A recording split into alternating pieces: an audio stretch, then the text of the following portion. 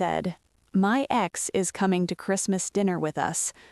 I smiled instead of crying. I still remember that moment clearly. I was standing in the kitchen, holding a warm cup of tea. The kettle had just switched off, making that soft clicking sound. Outside, the evening sky was turning gray, the kind of gray that comes before winter rain. I smiled, not because I was happy, not because I agreed. I smiled because something inside me had already gone very quiet. I looked at him across the kitchen table.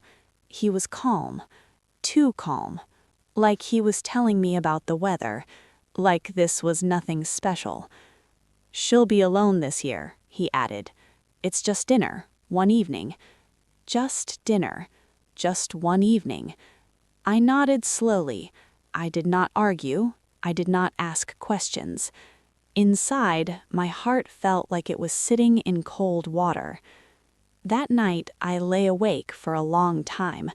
The house was silent, except for the ticking clock in the hallway.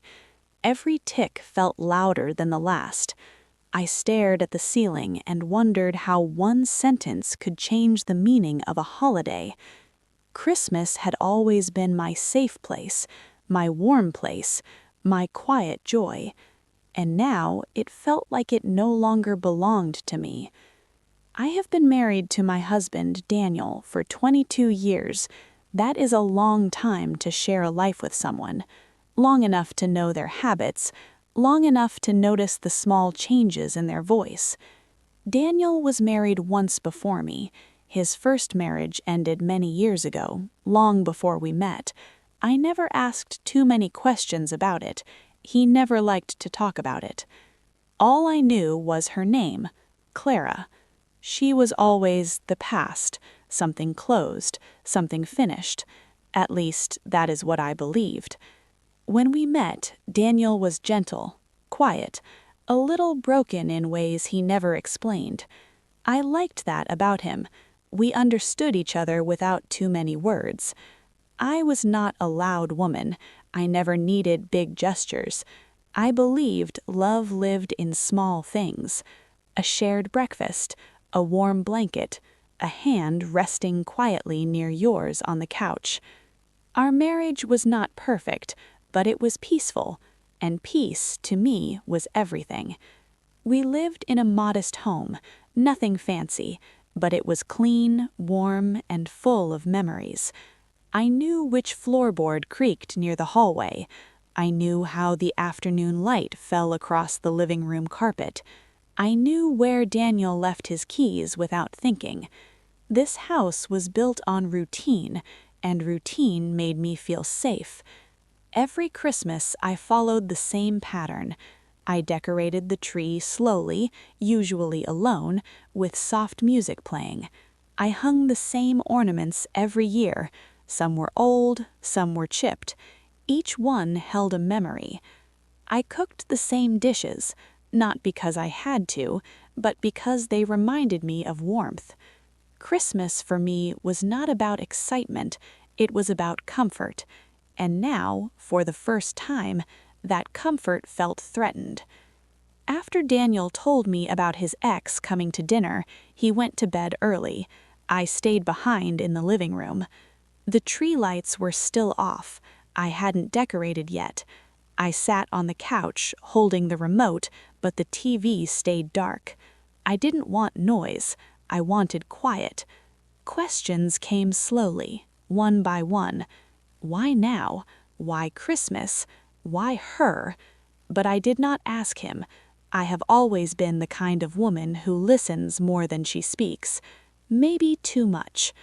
The next morning, Daniel acted normal. He drank his coffee, he read the news, he talked about traffic and work. Not once did he mention Clara again. I watched him across the table. His face looked the same, but something in his eyes felt distant. I wanted to say something, anything. Instead, I asked, "Do you want eggs?" He nodded. "Yes, thank you." And just like that, the moment passed. I tried to tell myself I was being silly. People can stay friends with their exes. That happens. But Christmas dinner is not just dinner. It is memory. It is family. It is the one day of the year when emotions sit closer to the surface. And she was not just any guest. She was the woman who came before me. A few days later, I found an old photo while cleaning a drawer. It was of Daniel, years younger, smiling wide. His arm was around someone I did not recognize at first. Then I saw her face. Clara. The photo was faded, edges curled. I stared at it longer than I should have. She looked happy, comfortable, like she belonged beside him. I put the photo back where I found it. My hands were shaking slightly. I told myself to breathe. That afternoon, I started preparing for Christmas as usual. I made lists. I checked the pantry. But my movements felt slow, heavy. Every plate I touched reminded me that one extra place would be set at the table. Her place. Where would she sit? Across from me? Next to him? I stopped myself. Do not imagine things that haven't happened yet, I told myself. But imagination doesn't always listen. That evening, Daniel finally spoke again. She called today, he said casually while putting on his coat. She's looking forward to seeing us. Us. I nodded again. That's nice, I said. The words tasted strange in my mouth. I wanted to ask him something important, but I did not know how to begin. So I asked the smaller question instead. How long has it been since you last saw her? He paused, just for a second. Years, he said. Maybe once or twice since we divorced. Once or twice. That number felt heavier than it should have. That night, sleep did not come easily. I lay in bed listening to Daniel breathe beside me. Slow, steady. I wondered if he ever thought about her when he was next to me. I wondered if I had ever truly been alone in this marriage. I did not feel angry.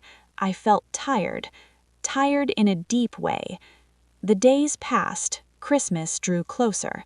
I finally decorated the tree, but I did it without music. The lights flickered softly, but the room felt quieter than usual. I wrapped gifts carefully, tying each ribbon neatly. My hands knew what to do, even if my heart did not. Daniel bought Clara a small gift. He left it on the dining table. I did not touch it. I did not ask what it was. I just walked past it like it was not there. One evening, while washing dishes, I finally asked him. "Why now?" I said softly. He looked up from his phone. "What do you mean? Why invite her now? To Christmas?" He sighed, like the answer was simple. "She doesn't have family nearby," he said, "and Christmas is about kindness." Kindness.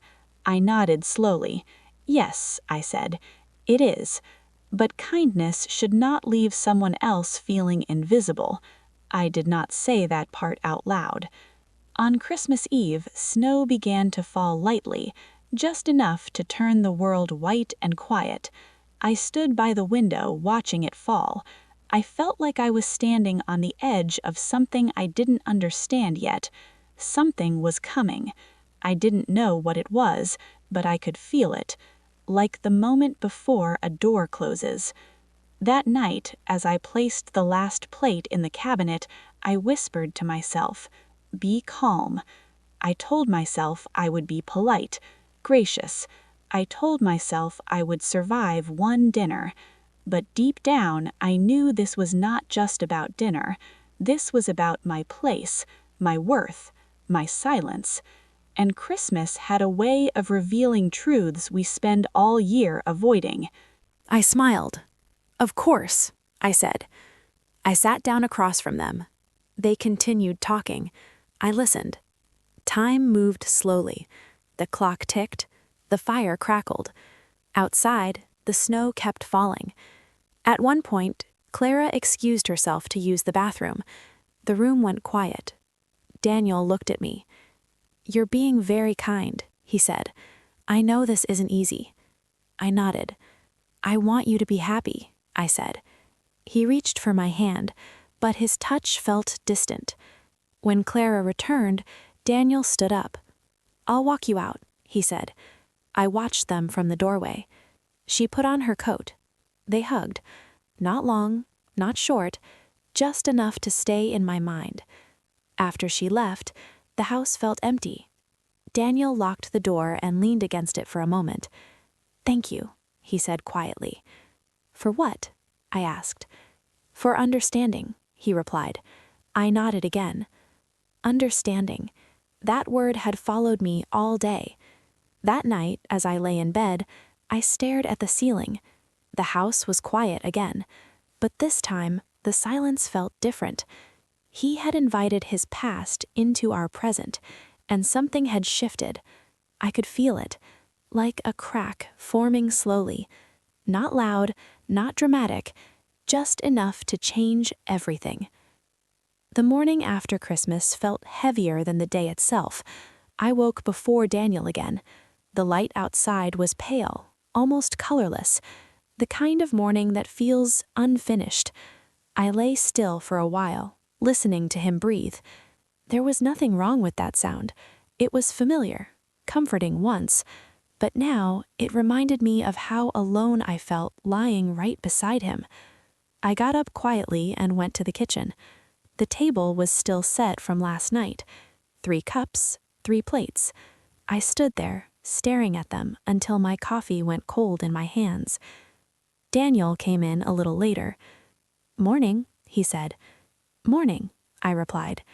We moved around each other carefully, like people trying not to bump into something fragile. Neither of us mentioned Clara. Not her laughter, not her stories, not the way Daniel's eyes softened when she spoke. Silence became our language. Later that afternoon, Daniel left to run errands. I stayed home.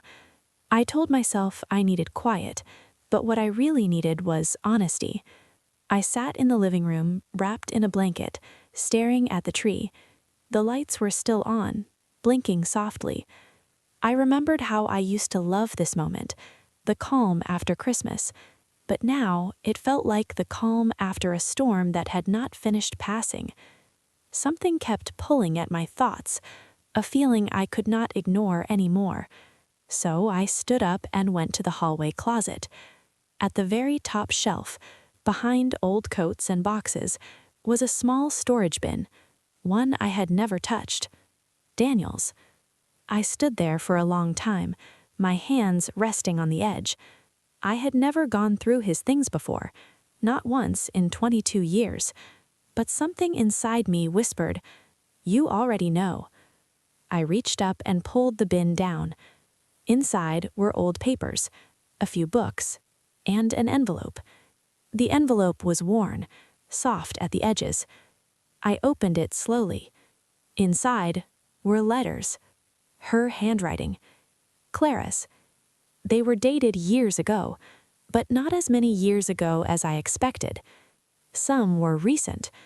Not yesterday, not last month, but recent enough to hurt. I sat down on the floor and read them carefully. They were not romantic, not openly, but they were intimate. They spoke of memories, of understanding, of how no one ever knew me like you did. One line stayed with me.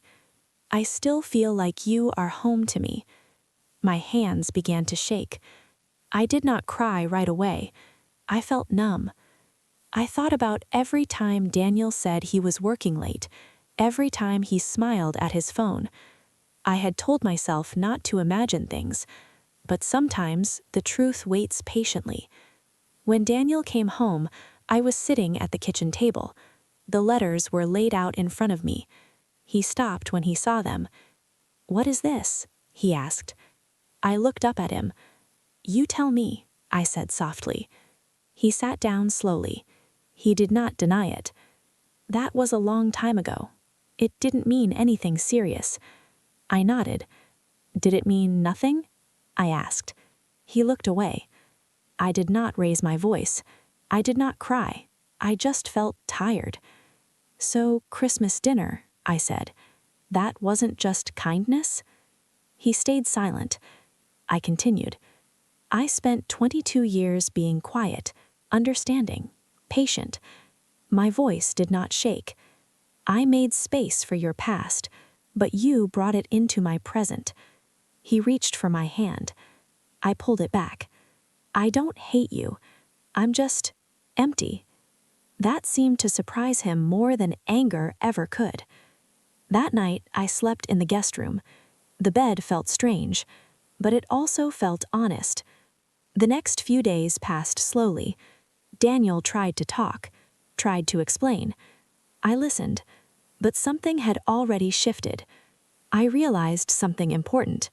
I had been living carefully, quietly, afraid to ask for too much, afraid to take up space. One afternoon, while folding laundry, I found an old scarf of mine, worn, faded. I remembered how I used to wear it everywhere. When had I stopped? That evening, I told Daniel something I had never said before. "I need time," I said. He nodded. I packed a small bag. Just clothes. Nothing dramatic. I went to stay with my sister. As I stood at the door, Daniel asked, "Are you leaving me?" I thought carefully before answering. "I'm leaving silence," I said. The drive felt long, but with every mile my chest felt lighter. For the first time in years, I felt like I was breathing fully. That night, lying in a different bed, I stared at the ceiling again. But this time, I did not feel lost. I felt awake. Sometimes the turning point is not loud. It does not come with shouting or slammed doors. Sometimes it comes quietly, like a truth you finally allow yourself to hear. The first morning at my sister's house felt unfamiliar. The room was quiet, but it was a different kind of quiet than I was used to. Not heavy, not waiting, just still. I lay there for a long time, listening to the sounds of a house that was not mine. Footsteps in the hallway, a kettle in the kitchen. I felt like a guest in my own life. And yet, I felt safe. My sister did not ask many questions. She never has. She hugged me when I arrived. That was all. "You can stay as long as you want," she said. I nodded. Sometimes kindness does not need words. The days that followed were slow. I helped around the house. I took long walks in the afternoon. I noticed small things again. The sound of leaves under my feet, the way sunlight rested on the walls.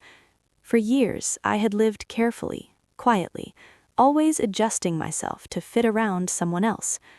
Now, for the first time in a long while, no one expected anything from me. Daniel called the next day. I watched the phone ring. I let it ring. Not out of anger, out of need. I needed space to hear my own thoughts. On the third day, I finally answered. His voice sounded tired. "I miss you," he said. I believed him, but missing someone is not the same as protecting them. "I'm not ready to come back," I replied calmly. "I understand," he said, but I could hear that he didn't, not fully. Over the next few weeks, we spoke occasionally. Short conversations. No arguing, no blame. Just honesty. He admitted that he had never fully closed that chapter of his life, that Clara represented a time when he felt understood. I listened. Then I told him something he did not expect. "You never asked me if I felt understood," I said. The line went quiet. That silence mattered. I began to think about my life, not as his wife, not as someone's support, just me. I realized how much of myself I had slowly given away. My voice, my preferences, my boundaries. Not because he demanded it, but because I thought love meant disappearing quietly. One afternoon, while helping my sister bake, she looked at me and said something simple. "You look lighter." I smiled. "I feel lighter," I replied. And it was true. A month passed, then another. Daniel asked if we could meet, just to talk. I agreed. We met at a small cafe halfway between our homes. It was quiet, neutral ground. He looked older, tired, but sincere. "I've been thinking," he said. "So have I replied. He apologized, not the quick kind, not the defensive kind, the slow kind, the kind that comes from understanding what you have risked losing. "I took your calm for granted," he said. I nodded. "Yes," I said, "you did." I told him what I needed: clear boundaries, honesty, respect. Not promises, actions. "I don't want to compete with your past," I said. "I want to stand in the present." He listened, truly listened. We did not rush into anything. I did not move back right away. Healing does not respond well to pressure. Clara did not appear again. Not in letters, not in phone calls. That chapter finally closed. Not with anger, but with clarity. Months later, I returned home. Slowly, carefully. The house felt different. Not because it had changed, but because I had. We rearranged things, small things, the living room, the routines, but mostly the way we spoke to each other. I began to speak up. When something bothered me, I said it, calmly, without fear, and Daniel learned to listen. Christmas came again the next year. I decorated the tree with music playing softly. I cooked the same dishes, but this time the table had only 2 plates, and that felt right. That night, as we sat together quietly, Daniel reached for my hand. His touch felt present, grounded, real. I looked around the room, at the lights, the warmth, the silence that now felt peaceful again. I realized something important. Strength does not always raise its voice. Sometimes strength whispers, "I deserve more." I used to believe love meant endurance. Now I know love also means self-respect. If there is one thing I learned from that Christmas, it is this: never make yourself smaller to keep someone else comfortable. Never confuse silence with peace, and never be afraid to step away to find yourself again. Because sometimes what's coming next is not loss, it's clarity.